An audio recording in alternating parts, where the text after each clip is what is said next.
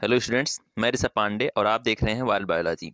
आज मैं UP polytechnic के एग्जाम के बारे में बात करने वाला हूं। अगर आप भी चाहते हैं और इंटरेस्टेड हैं यूपी पॉलिटेक्निक का एग्जाम देना चाहते हैं तो आप भी वीडियो को ध्यान से देखिएगा, क्योंकि मैं यहां पर आज 3 पॉइंट को डिस्कस करने वाला हूं। सबसे पहला, सभी ग्रुप का ABCDEFGHIJK जो कि के तक ही होता है, उसको मैं डिस्कस करूंगा। अगर आप मैं फिर से एक बार कह देता हूं, अगर आप इंटरेस्टेड हैं एग्जाम देने के लिए और आप सोच रहे हैं कि अपने इंटरेस्ट के हिसाब से आप कुछ ऐसा करें, कोई स्किल डेवलप करें, तो आप इस कोर्स को जरूर करें। ठीक है। एलिजिबिलिटी क्राइटेरिया क्या होगा एग्जाम के लिए, दूसरा पॉइंट हमारा ये है, मतलब प्रवेश परीक्षा में योग्यताएं क्या होगी, इसके लिए कौन एलिजिबल होगा, परीक्षा कौन दे सकता है, इसकी बात करेंगे।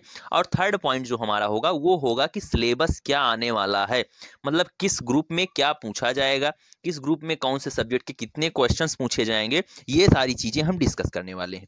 तो आइए वही चीजें हम आपको दिखाते हैं कि क्या क्या चीजें होंगी और आपको बिल्कुल एकदम बेहतरीन तरीके से समझाते हैं। तो देखिए, आप यहां पर सबसे पहले बात करेंगे ग्रुप ए की। ठीक है। ग्रुप ए की जब हम बात करते हैं तो वहां पर कौन सा कोर्स है, इंजीनियरिंग एंड टेक्नोलॉजी डिप्लोमा है। ठीक है। आपको मैं पहले ही साफ कर चुका हूं, इसके पहले ही वीडियो में आपको बता चुका हूं कि पॉलिटेक्निक एक डिप्लोमा कोर्स है। कभी भी डिप्लोमा और डिग्री को ईयर में डिवाइड ना करें। वो 2 साल का हो सकता है, 3 साल का हो सकता है, 1 साल का भी हो सकता है। डिप्लोमा ईयर में आप डिवाइड नहीं कर सकते हैं। ठीक है। तो ये चीज आपको समझ में आ गई होगी। सबसे पहले ग्रुप ए के बारे में, इंजीनियरिंग एंड टेक्नोलॉजी डिप्लोमा। इसके लिए अगर आप इस कोर्स को करना चाहते हैं तो आपको मिनिमम 10th पास होना चाहिए या अपीयरिंग में होना चाहिए। ठीक है। मिनिमम आपके 35% मार्क होने चाहिए। ठीक है। इतना सबका होता ही है, चूंकि अब 33% पासिंग मार्क होता है तो यार 35 तो सबका ही होता है। ठीक है। 50% के ऊपर ही रहते हैं सारे स्टूडेंट्स लगभग। उसके बाद अपीयरिंग में हो या पास आउट हो, उससे कोई मतलब नहीं है, दोनों चल जाता है। साथ में मैथ के इसमें 50 क्वेश्चन आते हैं, फिजिक्स और केमिस्ट्री के 25-25 क्वेश्चन आते हैं, मतलब टोटल 50% क्वेश्चन आते हैं। यहाँ पर जो 50% दिया गया, आप इसको क्वेश्चन नंबर, आप क्वेश्चन ही समझिए, क्योंकि 100 क्वेश्चन ही आते हैं यूपी पॉलिटेक्निक के एग्जाम में ज्यादातर कोर्सेज के लिए। ठीक है। उसके बाद बात करते हैं ग्रुप बी की।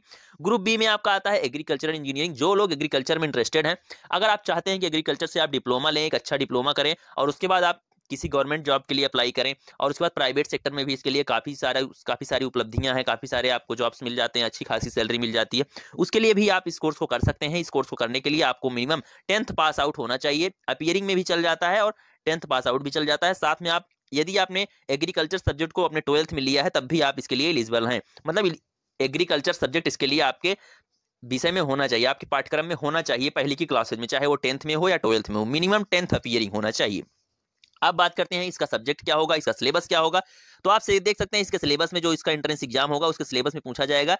मैथ के 50% क्वेश्चन आएंगे, फिजिक्स केमिस्ट्री एग्रीकल्चर के 50% क्वेश्चन आएंगे, मतलब कि 50 क्वेश्चन इन तीनों को मिलाकर आएंगे। आई थिंक यहाँ पर एग्रीकल्चर के जो होते हैं वो 20 क्वेश्चन होते हैं, और फिजिक्स और केमिस्ट्री के 50-50 क्वेश्चन, 15-15 क्वेश्चन होते हैं, मतलब 15-15 सवाल होते हैं, यानी कि इस टोटल मिलाकर 50 और मैथ के अकेले 50। ठीक है। फिर बात कर लेते हैं ग्रुप सी की। ग्रुप सी में आपका आता है फैशन डिजाइन। ये थोड़ा हटके कोर्स है, और मैं आपको बता दूं, इंटरेस्टेड है यार पॉलिटेक्निक, बिल्कुल इंटरेस्टेड है, मतलब आप अपनी स्किल को वेरीफाई कर सकते हैं, जो आप स्किल जो आप जानते भी हैं और उसके बारे में और अधिक जानकारी भी लेना चाहते, साथ में आपको सर्टिफिकेट भी चाहिए किसी जॉब्स के लिए, क्योंकि यार बिना सर्टिफिकेट के आपको कोई भी जॉब नहीं मिल पाती। आजकल प्राइवेट सेक्टर में भी देख रहे हैं कितनी ज्यादा मारामारी है। तो आप अगर एक अच्छी स्किल अपनी डेवलप करना चाहते हैं तो इस कोर्स को आप जरूर करें। यहाँ पर फैशन डिजाइन का कोर्स है। ठीक है। Home science and textile design and engineering. इसमें क्या होना चाहिए कि आपको 10th पास किसी भी सब्जेक्ट से हो, मिनिमम आपको 35% मार्क हो, चाहे आप 10th पास आउट हो या फिर इस समय 10th में हो, इस साल 2022 में। ठीक है।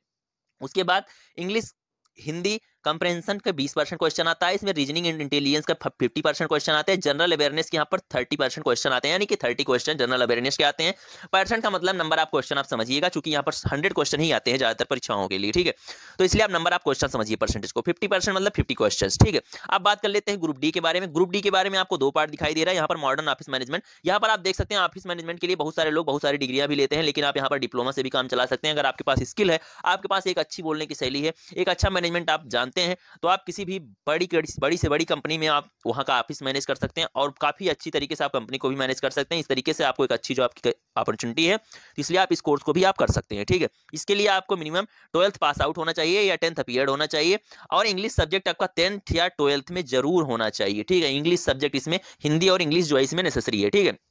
यहाँ पर इसके एंट्रेंस में पूछे जाने वाले नंबर आप क्वेश्चन कितने हो सकते हैं, यहाँ पर इंग्लिश और हिंदी कंप्रहेंशन के 30% क्वेश्चन आते हैं। रीजनिंग के आपके 35% क्वेश्चन आते हैं, यानी 35 क्वेश्चन आते हैं रीजनिंग एंड इंटेलिजेंसी के, और न्यूमेरिकल एबिलिटी की 10% क्वेश्चन आते हैं। जनरल अवेयरनेस के 25% क्वेश्चन आपके आते हैं। ठीक है। उसके बाद आपने लाइब्रेरी के बारे में सुना ही होगा, बहुत से आपने कॉलेज में पढ़े होंगे, स्कूल में पढ़े होंगे, वहां पर देखे होंगे आपने कि वहां पर गवर्नमेंट लाइब्रेरियन होते हैं। पहले तो ऐसे भी हो जाते थे, लेकिन अब क्या रूल है कि अब वही लोग लाइब्रेरियन बनेंगे जिनके पास किसी भी प्रकार का लाइब्रेरी से डिग्री या डिप्लोमा होता है। जहां पर डिग्री बहुत कम ही लोग लेते हैं लाइब्रेरियन के लिए, इसलिए यहाँ पर डिप्लोमा की ज्यादा वैल्यू हो जाती है। ठीक है, तो आप यहाँ पर लाइब्रेरी और इन्फॉर्मेशन साइंस से कर सकते हैं, जिसके लिए आपको मिनिमम 12th पास आउट होना चाहिए, या 12th में आप अपीयरिंग में, इस समय आप 2022 में 12th में, यानी जिस भी ईयर में आप हैं उस ईयर में आप अगर उसके साथ साथ ही परीक्षा देना चाहते हैं तो मिनिमम आप 12th में होने चाहिए। अपीयरिंग का मतलब ही यही होता है कि आप इस समय पर 12th में रनिंग में है। ठीक है, तो यहाँ पर क्या होगा, वही सारी क्वेश्चन, सिलेबस दोनों का सेम है, बस आपके चूज करने का आपके रैंक के हिसाब से। ठीक है, तो उसके बाद बात कर लेते हैं तीसरे नंबर पर आपका E1 और E2। यहाँ पर जो कि सबसे बड़ा सवाल ये आता है कि E1 और E2 दोनों बायो और मैथ क्यों लिखा हुआ है, और कोर्स दोनों का सेम है, डिप्लोमा इन फार्मेसी। ये इसलिए लिखा गया है, पिछले सेशन मैंने बताया है डिटेल में, आप पिछले सेशन को नहीं देखे हैं तो आप नीचे वीडियो का लिंक डिस्क्रिप्शन में है, आप जाके वहां पर सब कर लेते हैं। E1 और E2 ग्रुप के बारे में, जो कि बायो और मैथ यहाँ पर लिखा गया, आप देख सकते हैं कि डिप्लोमा इन फार्मेसी कोर्स दोनों का सेम दिया गया है, लेकिन ऐसा क्या है कि जिसकी वजह से E1 और E2 करके दिया गया है। ठीक है, बायो और मैथ, यानी इसका मतलब सेम यही है, मतलब इसका कि इसमें सबसे पहले इसकी एलिजिबिलिटी आप देख लीजिए, 10+2 with physics chemistry as compulsory subject math और बायोलॉजी। ठीक है, इसमें मैथ या बायो दोनों चल जाता है। इसका मतलब यही है कि डी फार्मा, जैसे कि हमारे यहाँ क्या होता है, फार्मा का नाम सुनने के बाद सभी को लगता है कि सिर्फ बायो वाले ही फार्मा का एग्जाम दे सकते हैं, ऐसा बिल्कुल नहीं है। डी फार्मा करने वाले बायो या मैथ दोनों से हो सकते हैं। जो लोग यहाँ पर E1 से भरेंगे, जो बायो वाले होंगे उनको E1 से फॉर्म फिल करना है। फॉर्म फिल करते समय ये सारी चीजें ध्यान दे देना, जिनका बायो है वो E1 ग्रुप से फॉर्म को फिल करेंगे, उनसे बायो के क्वेश्चन पूछे जाएंगे, और जो लोग मैथ से हैं उनसे मैथ के क्वेश्चन पूछे जाएंगे, वो E2 ग्रुप को चूज करेंगे जो डी फार्मा करना चाहते हैं। ठीक है, तो इस तरीके से आप यहाँ पर देख सकते हैं। उसके बाद आप यहाँ देखिए, यहाँ पर क्वेश्चन क्या आते हैं कि फिजिक्स और केमिस्ट्री के जो आपका सिलेबस है वो क्या है। फिजिक्स और केमिस्ट्री के 50% क्वेश्चन होते हैं, और बायोलॉजी या मैथ के जो होंगे वो 50% क्वेश्चन, दोनों में से जिस सब्जेक्ट को आपने चुना होगा उसके 50 क्वेश्चन आएंगे, 50% क्वेश्चन आएंगे, यानी 50 क्वेश्चन ही आएंगे, आप ऐसे कह सकते हैं 50%, यानी 50 नंबर आप क्वेश्चन 50। ठीक है, उसके बाद बात कर लेते हैं यहाँ पर तीसरा जो हमारा कोर्स है, जो कि तीसरा ग्रुप है, इसके बाद वाला जो ग्रुप है तीसरा क्या है, ये है 3 2 5 1 6, ये छठा आपका ग्रुप है, यह ग्रुप है। ठीक है, तो ये ग्रुप है, उसको आप देख सकते हैं post graduate diploma in biotechnology. अब पोस्ट ग्रेजुएट या डिप्लोमा है, अगर ये पोस्ट ग्रेजुएट डिप्लोमा है, इसका मतलब आप समझ ही गए होंगे, इसका मतलब ये है कि इसके पहले आपने अंडर ग्रेजुएट कोर्स किया हुआ हो, तभी आप इस डिप्लोमा को कर सकते हैं। ठीक है, बायोटेक्नोलॉजी का कितना ज्यादा महत्व आप जानते ही हैं। सुबह के टूथपेस्ट से लेकर रात के हाजमोला तक आप बायोटेक्नोलॉजी का सेवन कर रहे हैं, बायोटेक्नोलॉजी से बनी वस्तुओं का सेवन कर रहे हैं। ठीक है, ये चीज आप बिल्कुल ध्यान दे दीजिए। इसके बाद इसमें क्या होना, इसकी एलिजिबिलिटी क्या होना चाहिए, आप BSc पास आउट होने चाहिए विथ बायोलॉजी एंड केमिस्ट्री। ठीक है, मतलब बायोलॉजी या केमिस्ट्री से आप क्या होने चाहिए, आप मतलब बायोलॉजी और केमिस्ट्री आपका BSc में सब्जेक्ट होना अनिवार्य है बायोटेक्नोलॉजी के लिए। ठीक है, और उसके बाद यहाँ पर सिलेबस क्या होगा, सिलेबस आप बिल्कुल ध्यान से देख लीजिए। सिलेबस यहाँ पर क्या होगा कि 50% जो क्वेश्चन होंगे वो आपके होंगे केमिस्ट्री के, और जूलॉजी के 25% क्वेश्चन होंगे। नंबर ऑफ क्वेश्चन, परसेंट का मतलब नंबर ऑफ क्वेश्चन, तो केमिस्ट्री के 50 क्वेश्चन, जूलॉजी के 25 क्वेश्चन, और बॉटनी के भी 25 क्वेश्चन आएंगे। इसके बाद बात करेंगे हम लोग इसके आगे के ग्रुप का, जो कि है आपका G ग्रुप। ठीक है, ये ग्रुप तक हमने डिस्कस कर लिया, लेकिन यहाँ पर ये ग्रुप है दिया गया है, कोई दिक्कत नहीं है, आप लोग चाहे स्क्रीनशॉट मार सकते हैं और इसको देख भी सकते हैं। इसके बाद बात करेंगे हम लोग ग्रुप जी के बारे में। ठीक है, ग्रुप जी जो कि क्या है कि पोस्ट ग्रेजुएट डिप्लोमा कोर्स है, इसके मतलब इसमें भी क्या होगा, आपने ग्रेजुएट किया होना चाहिए, वो भी एनी डिसिप्लिन, पास या अपीयर, चाहे अपीयरिंग हो या पास आउट हो। देखिए, पास होना चाहिए या फिर लास्ट ईयर के स्टूडेंट, आप ये हर कोर्स में देख रहे हैं कि यहाँ पर जो एलिजिबिलिटी हो अपीयरिंग कैंडिडेट का चल जाता है। ठीक है, उसके बाद क्या होगा कि यहाँ पर जो क्वेश्चन पूछे जाएंगे, जो इसका सिलेबस है उसको भी आप जान लीजिए। इसके सिलेबस में आपसे इंग्लिश कंप्रेहेंशन के 20% क्वेश्चन, न्यूमेरिकल एबिलिटी के 25% क्वेश्चन यानी कि 25 क्वेश्चन, रीजनिंग के 30 क्वेश्चन, जनरल इंटेलिजेंसी के 20 क्वेश्चन, जनरल अवेयरनेस के 15 क्वेश्चन यानी कि 15 क्वेश्चन आएंगे। ठीक है, उसके बाद आप देख सकते हैं ग्रुप H के बारे में। ग्रुप H की बात कर लेते हैं हम लोग। इसके बाद ग्रुप एच क्या है, diploma in hotel management and catering technology. कितनी अच्छी स्कोप है इसमें, कितना ज्यादा स्कोप है तो आप जानते ही होंगे। होटल मैनेजमेंट के कोर्स में लोग लाखों छाप रहे हैं। ठीक है, जो लोग डिप्लोमा किए हुए होटल मैनेजमेंट से लाखों रुपया कमा रहे हैं, इसमें कोई सोचने वाली बात ही नहीं है। तो इसलिए आप इस कोर्स की तरफ भी आप अपना रुख कर सकते हैं। देखिए, अगर आपको पैसा बचाना है, आपके पास पैसा कम है, तो आप इस पॉलिटेक्निक की दुनिया में आप बिल्कुल फिट बैठते हैं। ठीक है, तो उसके बाद आप बात कर लेते हैं कि इसके लिए आपकी एलिजिबिलिटी क्या होनी चाहिए, इसके लिए आप कैसे एलिजिबल होंगे। इसके लिए आपको 12th पास आउट होना चाहिए। ठीक है, इसके लिए आपको 12th आपने पास आउट किया हो, तभी आप इस एग्जाम को दे सकते हैं, या फिर अपीयरिंग में हो विद 35% मार्क। उसके बाद इसमें क्वेश्चन क्या पूछे जाएंगे, आपके रीजनिंग एंड लॉजिकल डिस्कशन होंगे आपके 25 क्वेश्चन।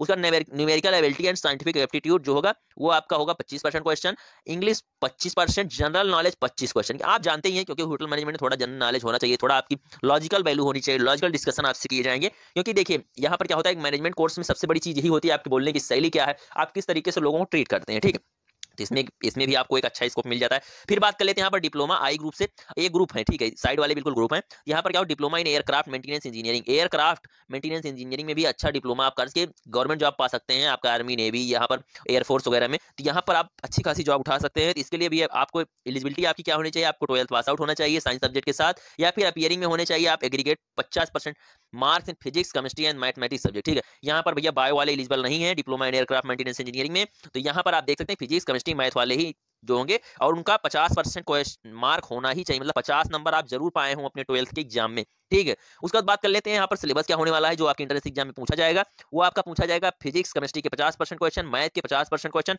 उसके बाद बात आती है K1 टू K2 ग्रुप, ठीक है। K1 टू K2 का जैसे ही आप नाम सुने आपके दिमाग में ये चीज क्लिक कर लेनी चाहिए, ये लेटरल एंट्री है। लेटरल एंट्री का मतलब क्या होता है, लेटरल मतलब होता है सेकंड ईयर में डायरेक्ट एडमिशन, ये आप जान लीजिए। किसी भी लेटरल एंट्री अगर आपसे कोई बोलता है कि लेटरल एंट्री में हमें एडमिशन चाहिए, इसका मतलब है उसे डायरेक्ट सेकंड ईयर में एडमिशन चाहिए, मतलब उसे फर्स्ट ईयर पढ़ना ही नहीं है। जैसे कि बी फार्मा में कोई लेटरल एंट्री में फॉर्म भरता है तो उसका बी फार्मा 3 ही साल का होता है, लेकिन उसके लिए एलिजिबिलिटी क्या होती है कि वो लड़का इसके पहले डी फार्मा किया हुआ हो, तभी वो डायरेक्ट जो है बी फार्मा के लेटरल में एडमिशन ले सकता है, मतलब सेकंड ईयर में एडमिशन ले सकता है। इसको आप देख सकते हैं कि यहाँ पर क्या क्या है, सेकंड ईयर में एडमिशन होगा, और उसके साथ साथ में क्या होगा, इसमें क्या दिया गया, सेकंड ईयर आप engineering and technology diploma courses. तो इस तरीके से यहाँ पर लेटरल के सारे कोर्सेज हैं। अगर आप K1 ग्रुप के बारे में, K1 टू K2 ग्रुप के बारे में ज्यादा जानना चाहते हैं तो आप नीचे कमेंट कर दीजिएगा, मैं उस वीडियो को सेपरेटली बना दूंगा। और इसके साथ ही अब हम लोग यहाँ पर कोर्सेज भी शुरू करने वाले हैं, जो कि सिलेबस शुरू हो जैसे भी आपका फॉर्म आता है उसके बाद हम यहाँ पर पॉलिटेक्निक के लिए आपकी प्रिपरेशन भी करवाना स्टार्ट करने वाले हैं। तो अगर आप लोगों का सपोर्ट रहा, हर चीज सब कुछ ठीक ठाक रहा, तो जरूर यार स्टार्ट करेंगे। और आप लोगों का अगर कोई क्वेश्चन है, कोई भी आपके मन में कोई सवाल उठता है, तो आप नीचे कमेंट करके हमसे पूछ सकते हैं। और इस सेशन में इतना ही रखते हैं। Thank you, bye bye, love you all, नमस्कार।